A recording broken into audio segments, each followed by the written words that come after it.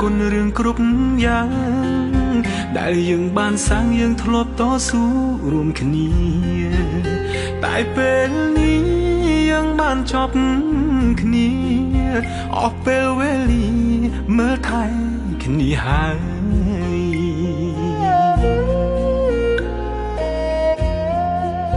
យើងបែកគ្នាហើយគួរយកថ្មីរៀងខ្លួនគុំនៅគុំគួនគុំនៅស្អប់គ្នាទៀតអីបំភ្លេចរឿងចឹងគុំរំលឹកណាថ្លៃ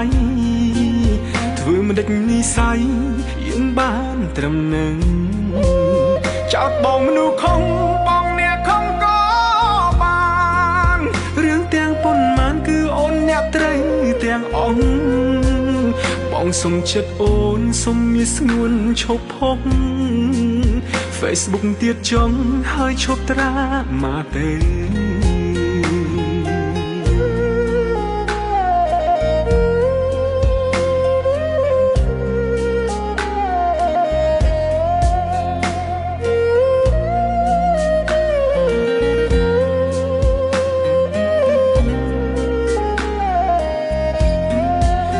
សូមអរគុណរឿងគ្រប់យ៉ាង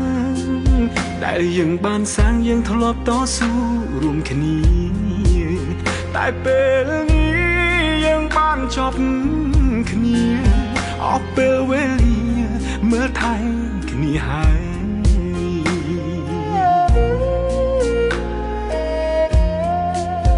យើងបែកគ្នាហើយគួរយកថ្មីរៀងខ្លួនគុំនៅគុំគួនគុំនៅស្អប់គ្នាទៀតអីបំភ្លេចរឿងចាំងគុំរំលឹកណាថ្លៃធ្វើមិនដេចនិស័យយើងបានត្រឹមនឹងចោតបងមនុស្សខំបងអ្នកខំក៏បានរឿងទាំងប៉ុន្មានគឺអូនអ្នកត្រូវទាំងអស់បងសុំចិត្តអូនសុំមានស្ងួនឈប់ផុស Facebook ទៀតចង់ហើយឈប់ត្រាមកទៅ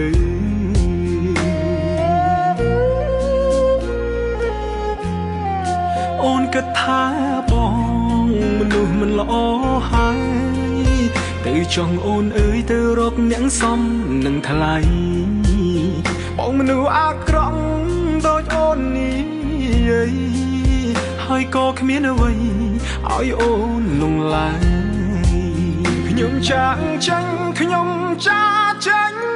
ហើយតែខ្លួនអូនអើយឈប់រំលឹកបងទៀតអីអូនក៏មានមនុស្សដែលគេស្រឡាញ់ថ្លៃសូមជូនពរស្រីឲ្យមានក្តីសុខ